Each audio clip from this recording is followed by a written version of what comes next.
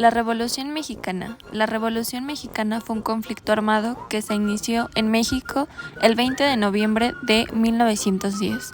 Los antecedentes del conflicto se remontan a la situación de México bajo la dictadura conocida como el Porfiriato.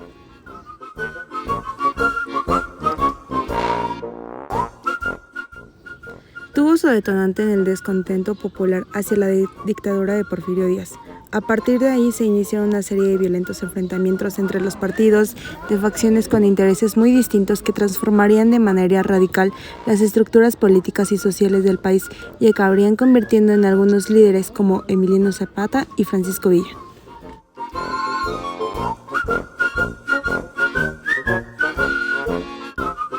Don Porfirio Díaz fue el máximo villano de la Revolución Mexicana.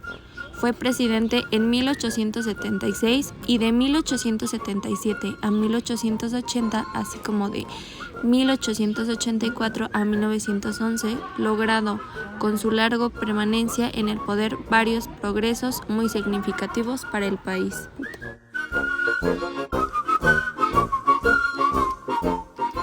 Francisco I. Madero nació en la ciudad de Parras, Coahuila, en 1873.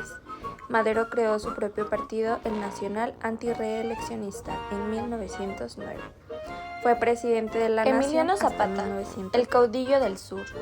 Nació en Anenecuilco, Morelos, en 1883.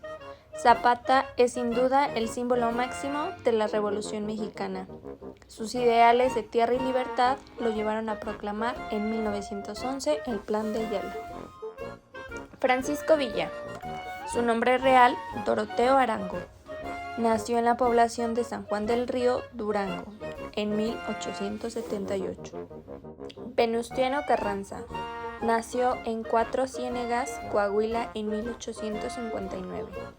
Después de derrotar a Huerta y ganarse un lugar como héroe en la Revolución Mexicana, fue presidente en 1917 a 1920.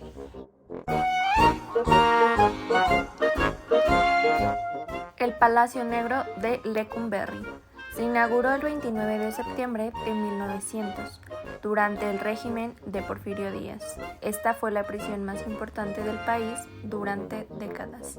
Actualmente funciona como el Archivo General de la Nación, donde se albergan documentos históricos del país. Se puede realizar una visita guiada gratuita por el lugar los días jueves a mediodía. En Veracruz encontrarás el famoso Fuerte de San Juan de Ulúa, que fue construido en 1535 para proteger a las flotas coloniales y posteriormente convertido en una prisión.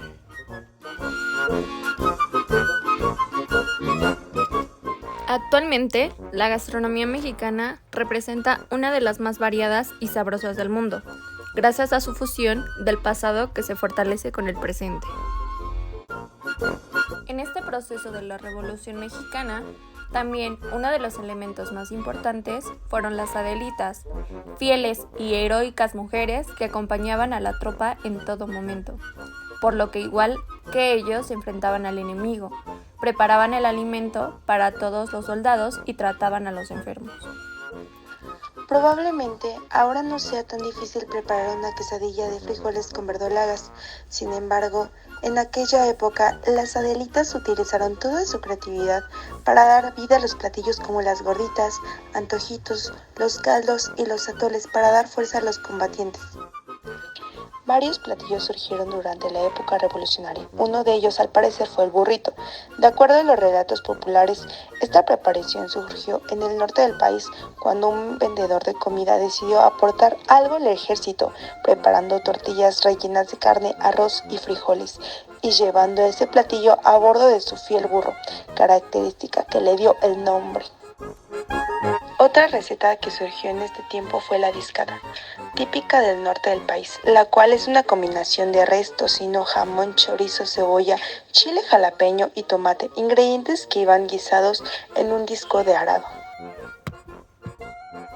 Otro platillo muy típico también de la Revolución fue el mole con guajolote. Durante la reunión de Emiliano Zapata con Francisco Villa en Xochimilco, el 4 de diciembre de 1914, los líderes de las fuerzas revolucionarias comieron mole con guajolote.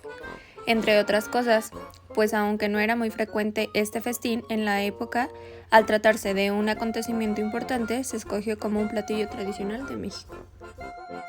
Otro platillo muy famoso eran los frijoles con epazote. Los famosos frijoles de olla son uno de los platillos que han conformado nuestra cultura. Desde hace miles de años y en la Revolución Mexicana era la tradición encontrar en las Fuerzas Armadas comiendo esta legumbre con epazote, ya que la hierba le da un sabor extra. Bebidas representativas de la Revolución Mexicana. Las bebidas fueron muy populares, como el tequila, el pulque o el café de olla.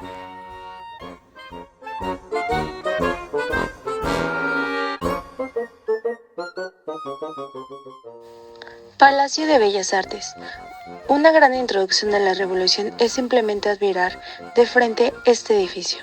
Aunque las obras fueron suspendidas precisamente a causa del conflicto armado, Bellas Artes es el último gran símbolo del legado del Porfiriato.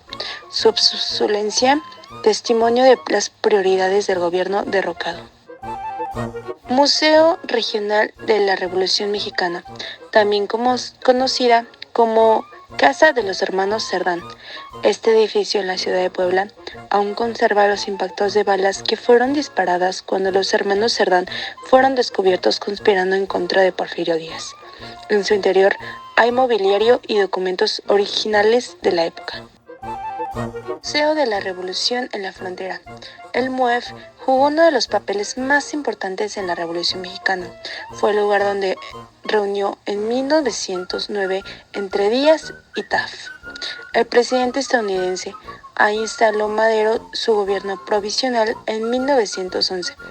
2 años después, Francisco Villa lo usaría como un cuartel general. Unos meses más tarde, Carranza lo convertiría en sus oficinas. En la Revolución Mexicana habían niños y mujeres como espías o cargando armas, y esto era muy común. Emiliano Zapata tenía un doble para acudir a eventos públicos, y tras ser asesinado, la gente buscaba el lunar que tenía en la parte superior de su ojo para comprobar que realmente era su cadáver. La cantina que balaceó Pancho Villa nació en 1876 como un café. Años más tarde se convertiría en una cantina, La Ópera. En el techo de ese lugar se puede apreciar los impactos de bala que disparó Pancho Villa cuando visitó este negocio en 1914.